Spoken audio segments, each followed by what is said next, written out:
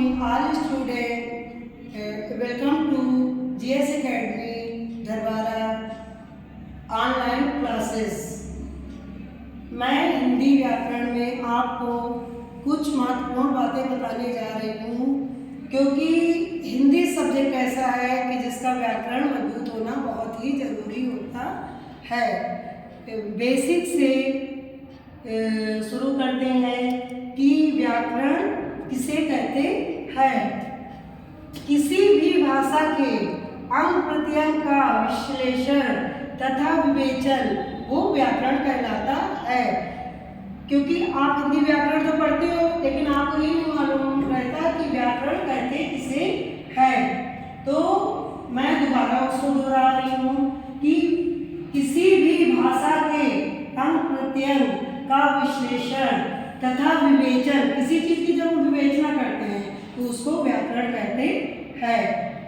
अब हमारे हिंदी व्याकरण में मेन है भाषा। जैसे भाषाएं होती हैं, जो राष्ट्रीय भाषाएं, उसमें हिंदी सबसे महत्वपूर्ण हमारी भाषा है। इसमें भाषा किसे कहते हैं?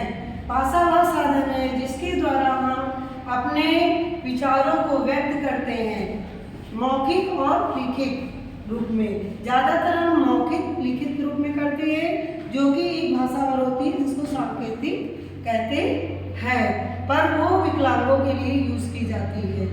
इसलिए बच्चों, मेन जब आप हिंदी पढ़ते हैं तो हिंदी के मेन पॉइंटों को जरूर आप ध्यान दीजिए, क्योंकि हम डायरेक्ट पढ़ते हैं कि मुहावरा किसे कहते हैं, वर्तनी किसे कहते हैं, पर जब हम शुरू करेंगे तो उसमें हम बताएंगे कि व्याकरण किसे कहते हैं।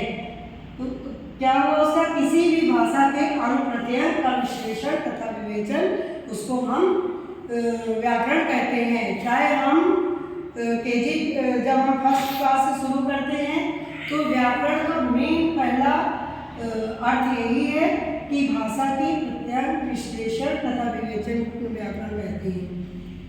दूसरा पॉइंट है कि भाषा किसे कहते हैं।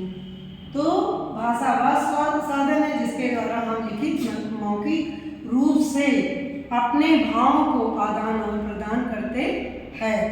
अभी आप लोगों को तो ये नहीं मालूम होगा कि वर्तनी किसे कहते हैं या समास किसे कहते हैं। बस आप लोग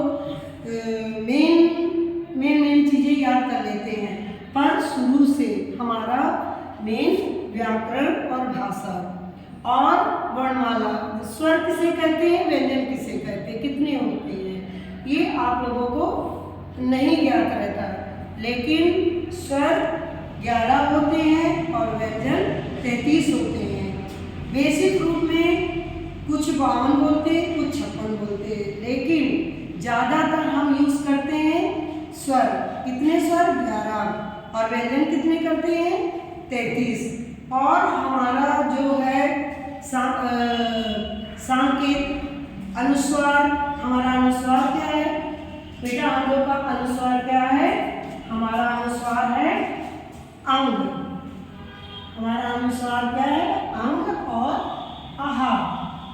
पर हम आहा को संस्कृत में विसर्ग बोलते हैं। संस्कृत में इसको विसर्ग बोलते हैं।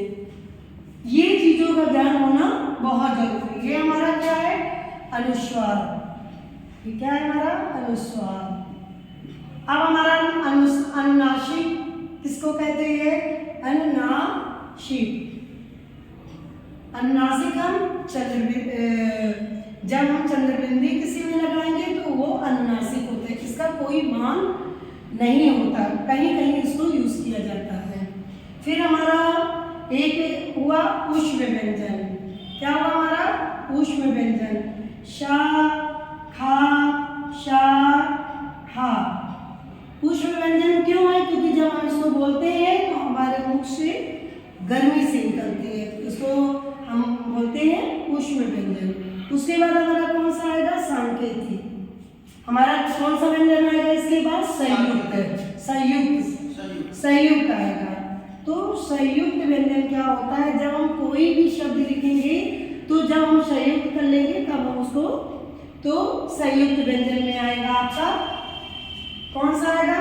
छ, त्र, ज्ञ और श। इन सब चीज़ों का ज्ञान होना हमको बहुत ही जरूरी होता है। हिंदी का ये शुरुआती पेश है। अगर इसका हमको ज्ञान नहीं तो हमको व्याकरण का कोई ज्ञान